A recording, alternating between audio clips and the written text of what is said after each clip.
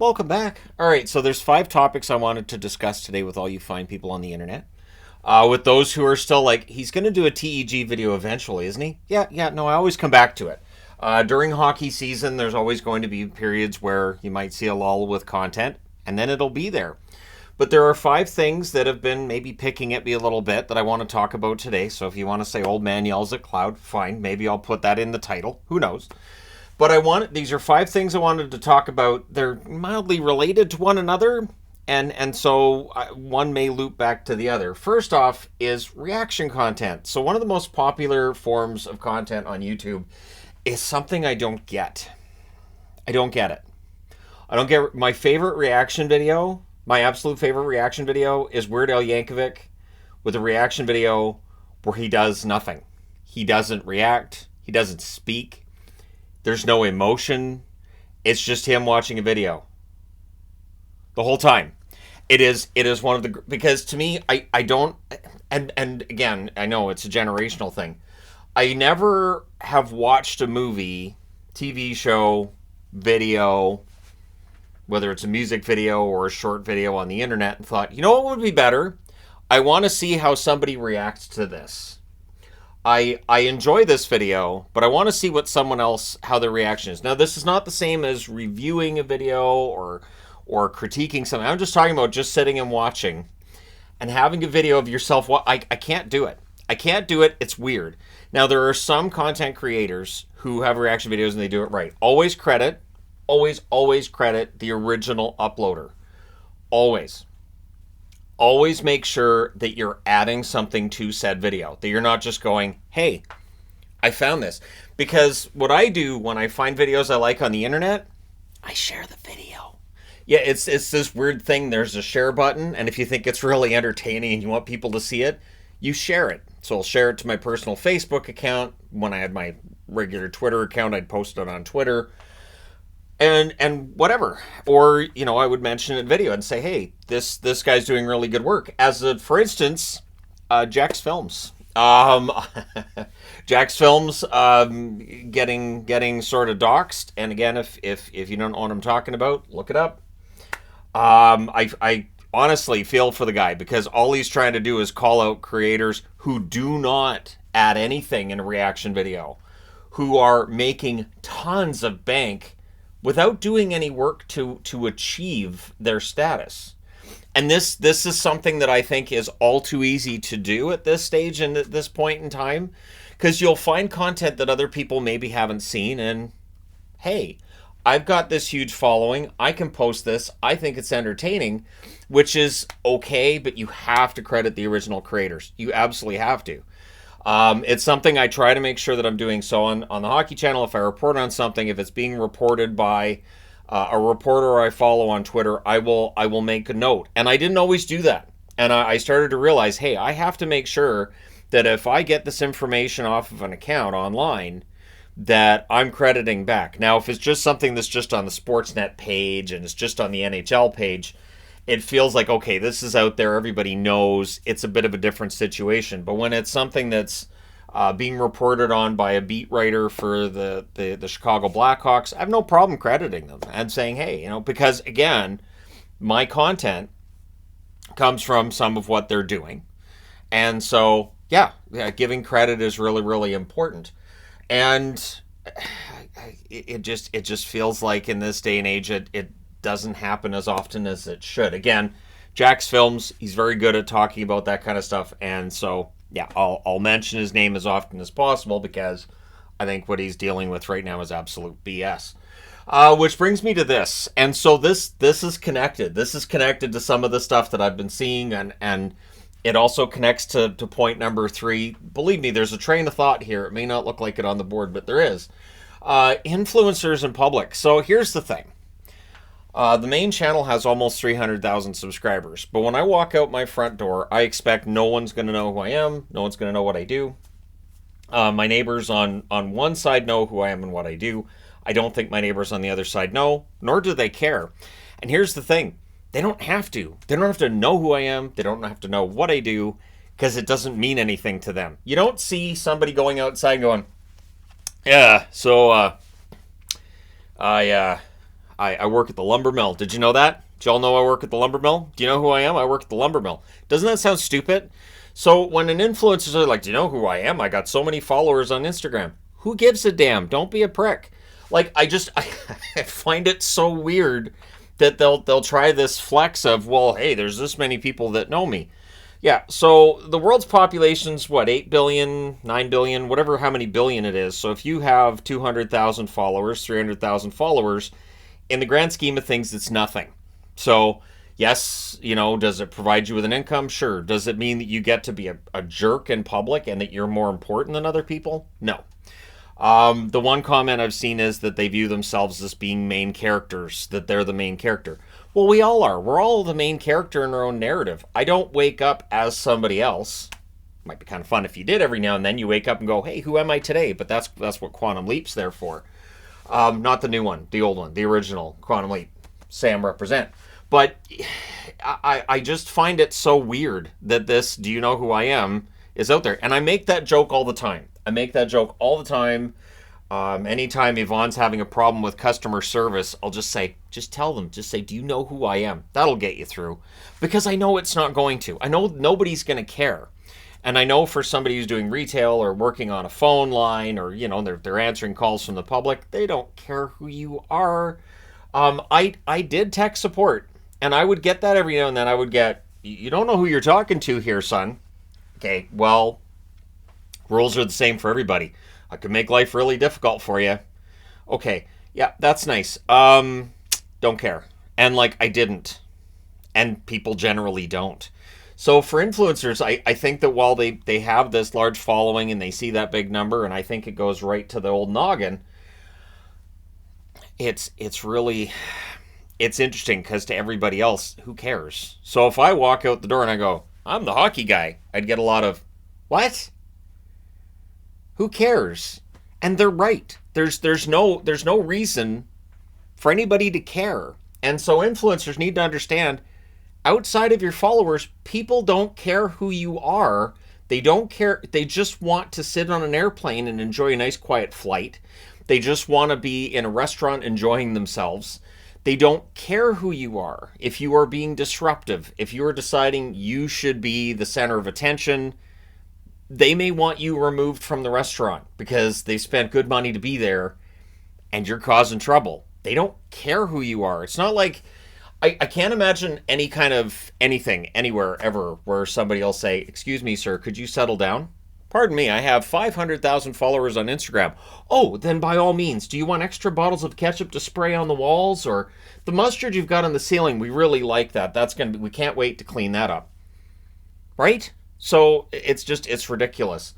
And then lists. So I like lists. Yvonne and I have talked about lists. I like list videos, but they're getting more and more BS as time goes on. And here's why. And I want to mention Watch Mojo, even though Watch Mojo, I believe, is a Canadian-run channel, and I'm Canadian, so we're all supposed to be, in the same union and all that. Spoiler alert, we're not in a union.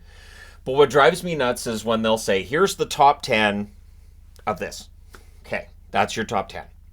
And then a month later, here's another top 10. What? Well, no, because now it's not, like if I did, so I've got all these jerseys back here. If I said, here are the top 10 jerseys in my collection, and then a month later I said, here's another top 10 jerseys in my collection, that doesn't make any sense. It doesn't even begin to make sense. It on no level does that, because you'd be like, well, wait a minute. How does this top 10 qualify? Like, is it a better top 10 than the... So are these better top 10s than the other top 10? Does the first top 10 know about the second top 10? Like, are you cheating on the first top 10 list with the second? And a lot of the time, I think it's that comments, because they'll always say, let us know in the comments below an instance of this that you've seen. So I'll see like top 10 horror movie Final Girls. All right, that's an interesting idea. Then it'll be top 10 more top 10 Final Girls. Well, no, you already had the top 10 list. I don't want to watch this one because this should be 11 through 20, right? Are you saying number one on this list is equal to the number one on the other? So that's where lists start to really drive me nuts. So now I've started watching top 10s of like crazy, dangerous places in the world where I'm like, yeah, I'm not driving on that road, which I wouldn't. But that's where I'm at, and that's where the lists have kind of diverged from what Yvonne, because Yvonne's like, I don't want to watch this before we go to sleep, and I'm like, I'm fascinated. How did these roads exist? That's not a road. A lot of the time, I'm like, that's not a road. That's not a bridge. That's death. And just, yeah. But yeah, lists can be kind of BS, and yes, as I wrote underneath, I do see the irony of me talking about this in a video that is essentially a list video. But you can see how there's a combination here where reaction content's kind of weird, and I feel like it gets kind of lazy, right? It can get kind of... I have never done a reaction video because I have never had anything I feel like my reaction needs to be seen. The closest I get is unboxings. It's the closest I get, and I don't do them the way that I used to because the comment section started to fill up with people saying, it must be nice to be able to do these jersey unboxing videos. You know, I'm poor, I got that, and I'm like, all right, so if it feels like I'm being insensitive posting these, I will stop making them. And so that's the feedback I took, and I went, all right, I'm not going to make them. And so it's very rare now that I do an unboxing video on the main channel. I'm more likely to do one on this channel than on the main channel because, you know, like I did with the Hot Wheels, it's fun. You know, unboxings are fun. I do enjoy those, and I do enjoy those videos as well at times. The 8-minute video issue. So coming back to Jakks Films kind of calling out one of the bigger purveyors of reaction content on YouTube for the fact that, you know, you can pad out a video to 8 minutes. There are definitely content creators that do it. I don't. I generally don't. A lot of my news videos on the main channel are below 8 minutes. There are plenty of videos on this channel that are below 8 minutes. The only time that I might feel like, well, I'm at 7 minutes and 50 seconds, I can probably chime in another 10 seconds. So the difference is, with YouTube, if a video is under 8 minutes long, you get an ad at the start. And those ads don't perform anywhere near as well as a mid-roll ad. For a video to qualify for a mid-roll ad, it has to be 8 minutes or longer. So there are definitely people on YouTube, and I've caught channels that I subscribe to, where they'll put in this just non sequitur, something that has nothing to do with the video, like 30 seconds of just bonkers, that it's like, okay, this is a pause in the video, and then I'll look at the time underneath and I'll go, oh, the video is 8 minutes and 10 seconds long. So immediately I start thinking, so they made this video, it was 7 minutes, 40 seconds, and they decided we have to splice something in to get to 8 minutes to get that mid-roll ad. And then you get the mid-roll, and then you have the ad at the end as well. Now there's talk about YouTube changing the format for ads and what they will or won't allow creators to change. Eventually, I think YouTube's going to make it so if you put in mid-roll ads, you can't put in when the mid-roll ads go in. I generally do, because I find that if I just say, let YouTube decide, it's filled, like it's every 2 minutes. It's tons. Now, I have a premium account, so the only time that I see it is when I'm on this account that I used to post these videos. So if I log out as the hockey guy, log in as the entertainment guy, and then I load up a YouTube video, I'm like, oh, right. Because some channels, they don't use the automated mid-roll ads. They'll use, ones where they place them and you can tell. And I always try to make sure it's the same space in time, right to the second between mid-roll ads on the main channel. But, I was a minute into a video the other day, and in the middle of the word, an ad came up. And I'm like, why? And YouTube will tell you, don't put in your own ads. Like it basically tries to discourage you from putting in your own ad placement, because it'll say, well, if you let us do it, we'll try to find our automated service tries to find the ultimate place to put your ad. No, it puts it mid-word. I tried it a few times and I was like, okay, now there's way too many ads. I've got people complaining to me about the ads and saying I'm being greedy because I've got so many advertisements in my video. When it was YouTube that actually placed those ads in there, I don't like this. And so I didn't like seeing my videos like that. Like when we have the meetups where we play street hockey, we'll upload those videos and I don't put it live until the next day. And so in that period in time, when I go to monetize it, it'll say mid-rolls, and I'll go in and there was a 12-minute video, 4 mid-roll ads. So there's an ad before, an ad at the end, and 4 different ad breaks during a 12-minute video. No. So if it's a 12-minute video, I generally will put it right in the middle. So at 6 minutes, you get the ad break, and that's it. And every 6 minutes is about where I try to go. I do when I do the review videos on the channel, I also go in and I manually put them in. That's part of the reason why I like the timestamps, because I know the exact second where I can put one in, and it will not affect the video whatsoever. So if you're like, man, his ad breaks were in the right spot in the review videos, why aren't they in the right spot in the other ones? Because I don't do the timestamps in my other videos. And this one here is an interesting one, and I have found myself making the mistake of watching an AI video. AI videos are sometimes ones that look like a human made it and look like a human is speaking, but you can kind of tell the voice tells you that this is an AI voice. This is not a human speaking. Very often these are videos that are just a bunch of clips thrown together. And so again, it's probably a list video, but it's a bunch of clips thrown together, and it's AI generated content. It's not that it's not real, but it feels like it feels like it's a cheat. That there's videos out there that have had because of the AI. I would imagine it's really difficult to set that up, but once you've got it set up, easy peasy, right? So I try not to watch those and stay away from anything that I feel like is AI. And there's big channels on YouTube that there's debate about whether or not they're AI. Who is the actual creator behind these channels? If you don't know who the creator is, it could very well be AI, or it could be one of these big companies that comes in and just throws this content there with the idea of raising a bunch of money and making a bunch of revenue. And I try to support creators and people. And it sounds weird to even say it and hear myself saying it, but I like to listen to videos put together and commentated on by people, by humans. I feel like the human touch is really important, especially in this day and age where it's very easy for people to dehumanize one another, to add in AI and basically take the humanity out of the content. I think that's a terrible idea. It's something that SAG-AFTRA is fighting for in their strike, their ongoing strike. They do not want AI-generated images of their faces showing up in movies months, weeks, years later because, well, we got your face, so it's ours, and we can use it whenever we want, wherever we want. That's a terrible precedent. It's an awful, horrible thing.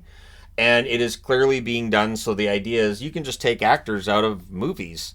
You have their voice, you have their likeness, you have everything. And you can just generate the whole movie from a computer, and there you go.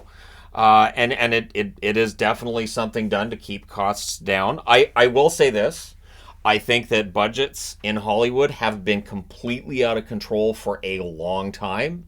There are plenty of movies that I've watched where I'll watch it, and then I see that the budget was $150 to $200 million, and I'm thinking, where did that money go? Especially if there's no big stars in it, and it's got all these special effects, sure, but special effects don't necessarily look very good.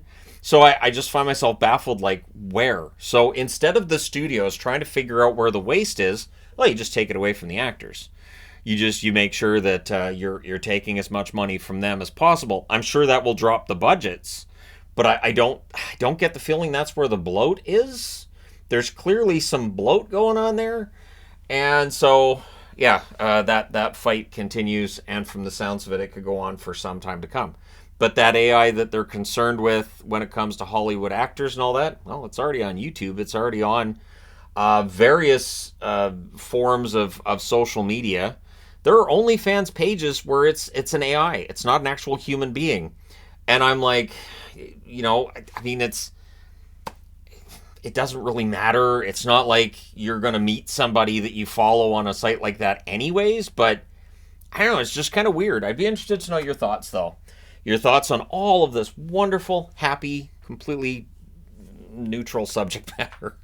And just, yeah, again, I think that we've had, the YouTube and the whole creator thing going on for long enough that, maybe it has created this part of society that feels like, hey, we're above everybody else because, look, I've got this big social media following.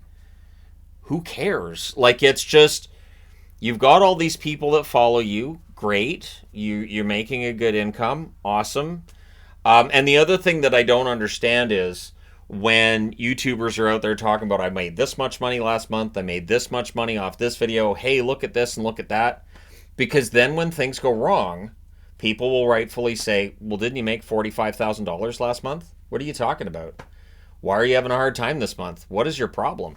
So the only people who know how much money is generated by either this channel or the main channel are my wife, because we're partners, and Canadian tax people, CRA. That's it. Outside of that, I don't talk about it. I never have. And I feel like, income is one. Because, again, just taking it from the influencer perspective and thinking about it from a point of view of, again, I work at a sawmill. Do you walk around with your check stub and go, hey, look how much money I made last week? Look at this. Look, did you see this? Look at that. Look at all those zeros. Look at that. You see that? And then a month later, go up to somebody and go, man, I can't even buy a beer right now. What the hell? Can't do that. So, and that's always the way I look at it. I just, whatever's going on with the platform, whatever's going on with me, I think to myself, okay, so back when I had the crap jobs for 20 years, how would I have reacted to this information? So and I'll close out with this. 3 years ago, when, March 2020 rolled around, and because of the pandemic, everybody's at home, everybody's watching videos, so therefore, income for YouTubers dropped like a rock. It was panicking for me. I was very, very nervous because my income dropped about, I think it was like 65, 70, 80% overnight. It cratered. And nothing that I did was getting anywhere near what I'd been making. And again, I wasn't like, well, I can have a live stream, we can have super chats. Well, no, because everybody's in the same position I'm in. Nobody's got money right now. So it was a stressful time, but I kept thinking in the back of my mind, it's stressful, but I have a job I've always wanted to have. And I get to produce content every single day for people on the internet that they will consume, that I'll get feedback on. I've made real friends through this channel and the main channel. Things are good. So while March 2020 was really stressful, I never, ever lost sight of the fact that as stressful as it was for me, the worst thing that could have happened would have been, that we couldn't have afforded to keep the house. We would have ended up having to find an apartment and juggle things around. But that eventually things would have bounced back and we would have landed on our feet. And for a lot of other people in March of 2020, they did not have that assurance. They didn't have that, okay, things are bad, but they can get better. Because for years, things didn't get better for me. I spent decades dealing with debt. I never had a penny to my name. And it was hard. It was very, very difficult. So I don't lose sight of that. It is not my way. Which is why when people have said, hey, if you want to take trips to the East Coast, you should have a GoFundMe, or you should have a Kickstarter, you should have a... Hell no. Hell no. If I decide to take a trip to the East Coast, this guy's paying for it. I am taking absolutely 0 cents in donations from anybody ever to pay for a trip. It's just, I would not do that. It would feel ugh. I can't, there aren't words. It would feel ugh. Can't do it. Because I would know in the back of my mind, a lot of the people who are helping me with this is money that they should be using for other things. This is money, there's no charity here. So this money should go elsewhere. This should be for other people. I couldn't do it. Can't do it.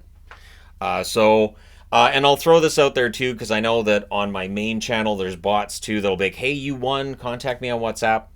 I don't have contests either. Contests can end up being two things. One, very, very just rough and awful. There's people on the internet that they ruined it. On the main channel, I had a couple of giveaways and it was ruined because somebody pretended to be somebody else, so I would send them an item and then made a joke out of it. And then the person who was supposed to get the item made this big drama out of it that I never got it, and he's a big scam. And it's like, no, so I thought, no, and so I don't do them anymore. I don't do them anymore, and I wouldn't do those again. So if you guys ever see a message like, oh, hey, you guys won. No, you didn't. Nobody won anything. Back to work. Nobody won anything. I apologize. Closest I get to giveaways is, again, people that I've met through the channel. I've given jerseys. I've done that. Where, I've given them a jersey. And again, it's just because, You know, I'm friends with them and I know them and I talk to them. And then, you know, it's not like I make a video of me giving it to them, make this big thing out of it, because that's not what I'm doing it for. You can do things out of the kindness of your heart, which isn't on the board, but I do find it weird how people will just film themselves doing nice things and then post online like, hey, look, I did a nice thing. Can you do it and not videotape it? Do we have to video everything now? Can we just experience life? I guess not. Anyways, and again, I do see the irony of saying that while making YouTube video to post to the internet. I do understand irony. But let me know your thoughts in the comment section below, as always. Don't forget to hit like and subscribe if you're browsing your way through. You just happen upon this video or because you feel like it. And if you don't, well, you don't. Nothing I can do about it. Thank you guys so much for attending my TED Talk. I will talk to you again soon.